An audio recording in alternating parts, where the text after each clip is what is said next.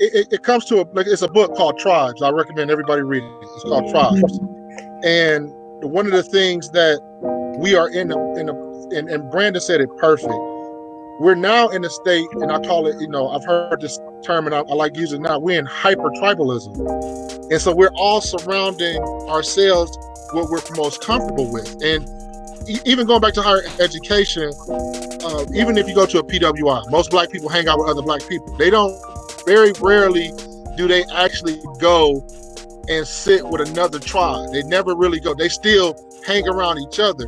And so therefore, if you never take that opportunity to learn, because I saw in the comments somebody said, give them a book, give them titles. I'm all for that. I do.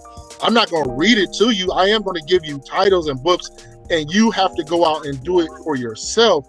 However, it's a tricky dynamic, because just like Brandon said, if I only stay, as much as I love Cleveland 216 to the day I die, if the only thing I ever knew was 93rd and Buckeye, I would not be where I am today. I had to take that lesson and use those lessons in the different areas of life that I am.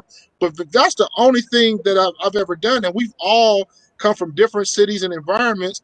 But when you go back, and I'm not talking down on nobody, but for whatever reason, choices, fear, whatever, if a person never experienced life outside of their environment, their worldview is just that, until somebody come back in. Just like, I'm a cook.